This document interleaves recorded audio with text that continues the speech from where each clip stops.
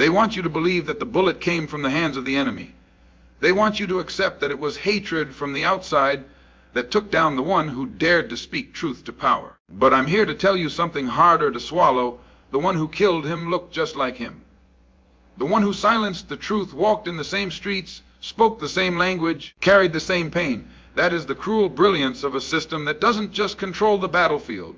It controls the mind of the soldier. They don't assassinate people with guns alone. They do it with confusion, with propaganda, with whispers of doubt planted deep in the hearts of the oppressed. They manufacture fear and turn it into bullets fired by familiar hands. The one who killed him was conditioned to believe he was serving something bigger, when in reality, he was protecting the same system that enslaved his ancestors. And this is not history alone. This is the present. They are still doing it. Still turning brothers against brothers, sisters against sisters, nations against themselves. Still packaging lies as truth and selling silence as peace. But peace without justice is just surrender. And surrender is what they want from you, not your death, but your submission. Ask yourself, who benefits when the voice of truth is silenced? Who gains power when communities implode from within? It ain't the poor. It ain't the broken. It ain't the ones buried in the soil. It's those sitting in high places, sipping power like wine, watching the children of struggle fight over scraps. So let this be a lesson, not of mourning, but of awakening. You can't just blame the shooter. You gotta blame the school that taught him to aim. You gotta blame the preacher that told him to kneel. You gotta blame the media that fed him poison. Because the one who pulled the trigger may have worn a face like ours, but the hand was guided by forces that have hated truth since the beginning.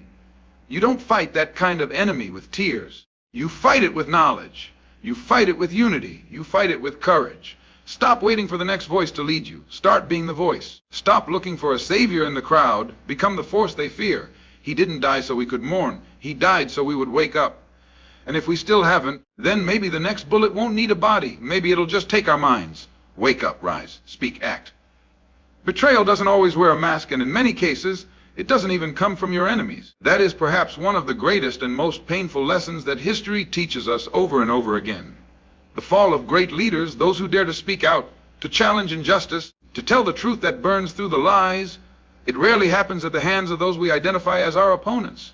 No, it happens in the shadows from those who sit beside us, who eat with us, who clap for us in public but scheme in private. This is not just a tragic story. It's a tool of control, a tactic used by oppressive systems to ensure that those who rise too high, those who inspire too deeply, are brought down not by foreign invaders but by familiar hands.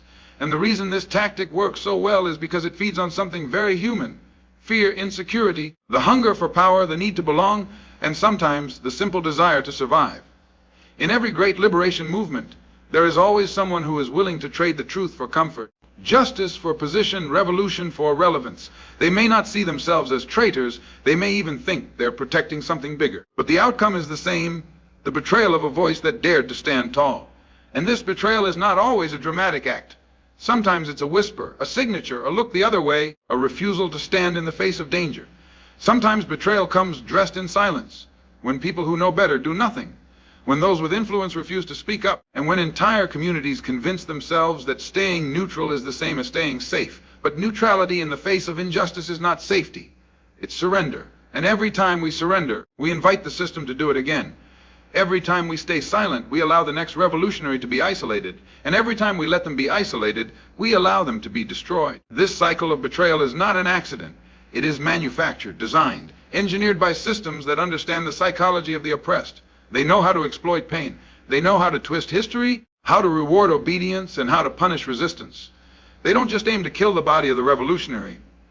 They aim to kill the spirit of revolution itself. And the most effective way to do that is to make the people believe that the threat is not the system, but each other. To make them believe that anyone who speaks too loudly, too boldly, is dangerous, not to the enemy, but to the community. That's how they turn heroes into threats, prophets into pariahs. That's how they turned a voice for truth into a target. But the deeper lesson here is not just about one man or one moment. It's about the patterns. The strategy of betrayal is not new, and it hasn't ended. It's being played out even today in boardrooms, in political campaigns, in schools, in communities. Whenever someone dares to tell the truth, to expose corruption, to speak on behalf of the voiceless, the machinery of betrayal starts up again. Sometimes it's fast, sometimes it's slow, but it always begins the same way: isolate, discredit, and destroy. And it's not always done by the so-called enemy. It's often done by someone who looks just like the one being targeted. That's what makes it effective. That's what makes it hurt. That's what makes it so hard to detect until it's too late. But this truth doesn't have to break us, it can build us. If we learn from it, if we teach it, if we stop pretending that betrayal is an exception and start understanding that it's a tactic, then we can start protecting our truth tellers, guarding our leaders, educating our people about the games being played behind the curtains. We must begin to see beyond the surface, to look at who benefits from the fall of a voice, to ask when someone is silenced who gains power, who gains access, who gains control. The real killer is not just the person who pulled the trigger. It's the fear that silenced the witnesses. It's the envy that grew in the shadows. It's the lie that went unchecked. And until we confront that, we will keep repeating the same cycle, wondering why our heroes keep disappearing, why our movements keep falling apart. Betrayal is not just an act, it's a warning. It's a sign that we have not yet understood the full depth of the struggle. And if we want to change that, we have to change ourselves, educate ourselves, unite ourselves, stand together, not just in protest, but in protection. The next time a voice rises among us, we must ask not just who is trying to silence them, but who among us might be helping them do it. Only then can we truly begin to break the cycle. The most effective tool of oppression is not brute force. It's not always bombs, bullets, or handcuffs. The greatest weapon of those in power is division, the quiet, corrosive kind that seeps into minds, poisons relationships, and turns the oppressed against each other. It is an ancient strategy perfected through time, passed down through generations of rulers who understood that the easiest way to control people is to make them distrust one another. They don't need to fight you directly if they can convince you to fight your own.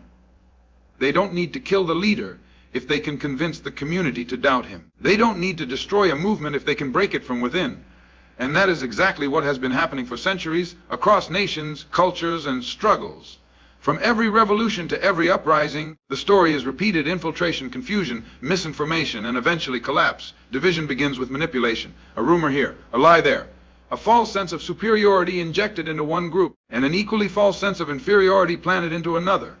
Then they sit back and watch as people tear each other down, fight over positions, titles, recognition, all while the real enemy remains untouched. And when someone brave enough stands up and says, "We are being played," that person becomes the new target. Because nothing threatens a system built on division more than unity. Nothing scares the powerful more than a people who finally realize that their differences have been used against them. Look at history, and you will see it clearly. Colonizers did not conquer nations by strength alone. They did it by turning tribe against tribe, neighbor against neighbor. They handed out titles, favors, and false promises to some, while oppressing others more harshly.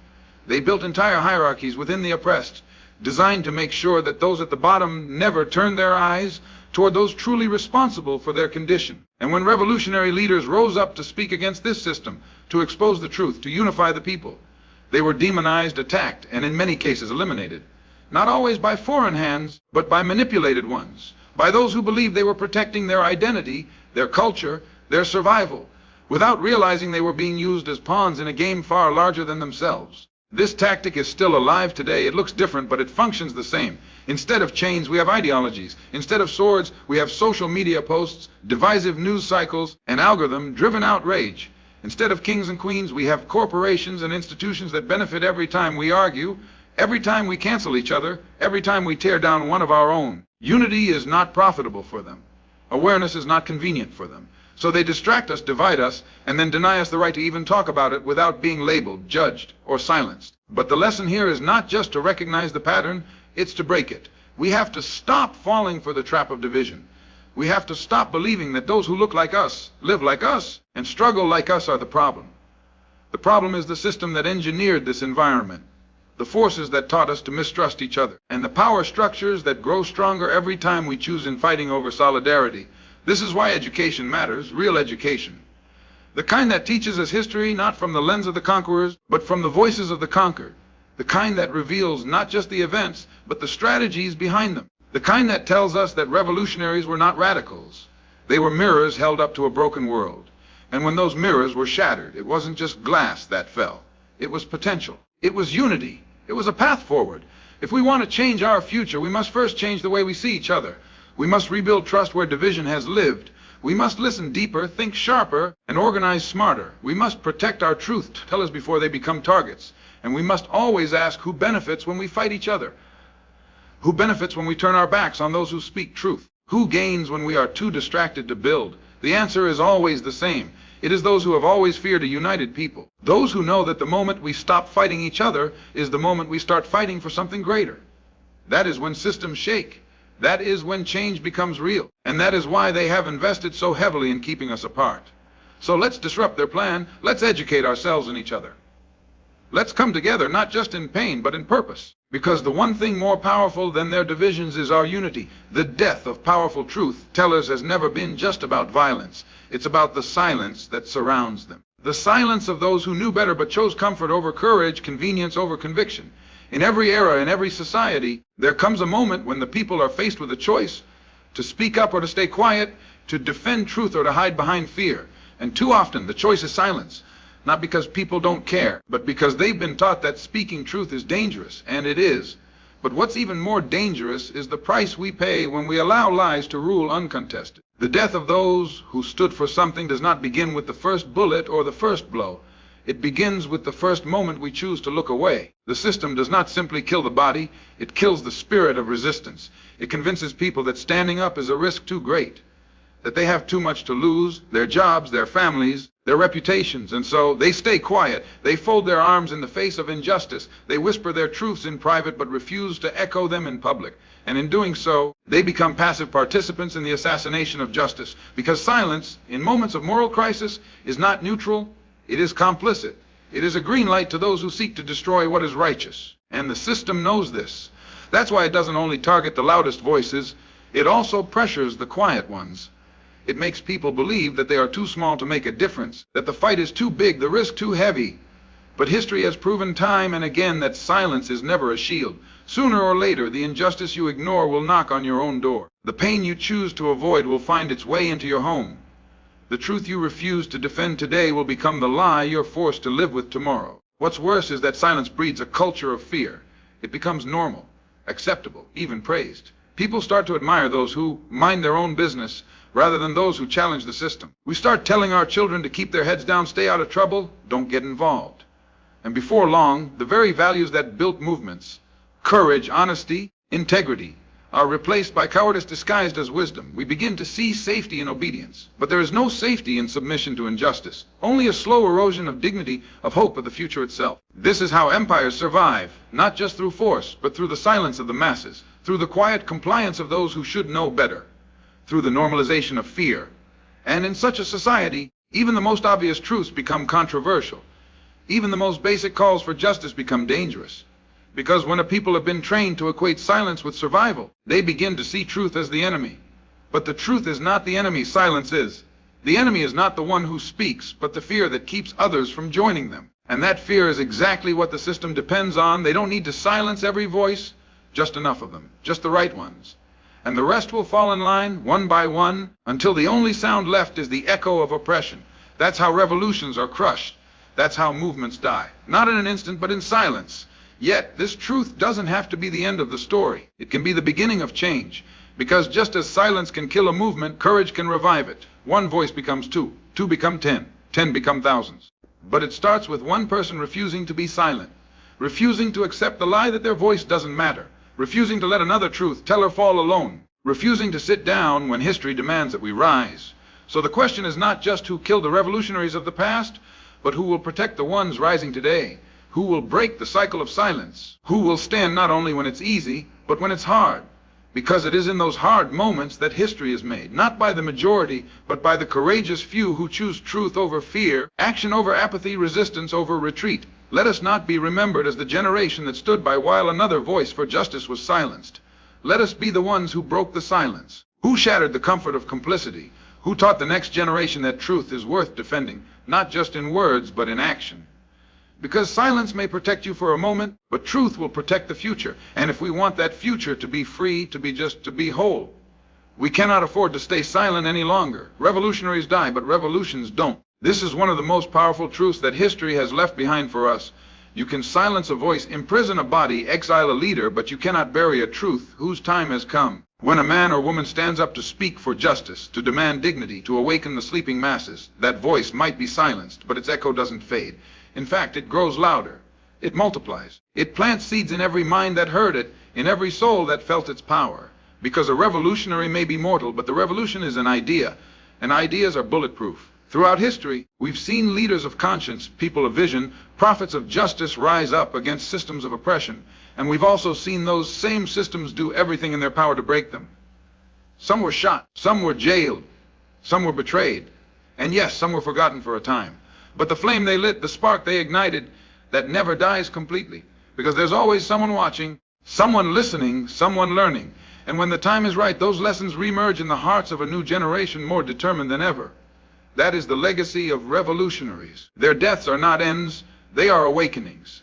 The reason oppressive systems target individuals is because they fear what that individual represents. They don't fear the man, they fear the movement. They don't fear the voice, they fear the truth that voice speaks. And when the system succeeds in silencing a leader, it hopes the movement dies with them. It hopes the people lose hope, that they stop marching, stop speaking, stop organizing. But what happens instead, more often than not, is that people begin to see the cost of truth. They begin to understand the price of silence. And in that understanding, courage is born, conviction is born. A new kind of leadership begins to rise, one that is not centered on a single person, but built into the bones of a whole community. You see, they can kill the messenger, but they cannot kill the message. The more they try to erase it, the more visible it becomes. The more they try to distort it, the more people hunger for the original. That's how revolutions are kept alive, not by monuments or holidays or speeches, but by the daily decision of people to remember, to honor, to carry forward the unfinished work, to recognize that the story didn't end with the bullet, the betrayal, or the grave. It only changed chapters. And yet, it's important to understand that revolutions don't sustain themselves. They require action, they require commitment, they require education and organization. Because while the death of a revolutionary may inspire the next generation, that inspiration must be built into something real. It must become schools, platforms, political power, community strength. It must be protected because the same forces that killed the last voice are still hunting the next one. The revolution must not only be emotional, it must be strategic. It must be wise, focused, and unified. Otherwise, it risks becoming another slogan, another memory, another romanticized tragedy with no power to change the world. What keeps revolutions alive is the refusal to forget and the discipline to keep building. It's when we choose not to let their death be in vain. It's when we recognize that their courage demands more than tears. It demands action. It's when we stop waiting for another leader to rise and realize that the spirit of leadership is already within us. We don't need another hero. We need a movement of people who understand their own power, their own responsibility. This is how we truly honor those who gave everything, by picking up where they left off, by continuing the struggle, by refusing to be silenced, by educating our children, speaking truth to power, organizing our communities, and never ever allowing fear to decide our future. Because fear is what the system wants. Fear is what it feeds on. But when we choose courage, when we choose unity, when we choose to fight, not with hatred, but with discipline, knowledge, and justice, we keep the revolution alive. They thought the movement would end with the man, but the man was only the beginning. The real revolution was in the hearts of the people. And as long as that heart still beats, as long as truth still matters, as long as one person dares to rise and say enough, then the revolution is not dead, it lives, it breathes, it grows, and it waits for each of us to take our place within it. Because the next chapter is not yet written, it belongs to us.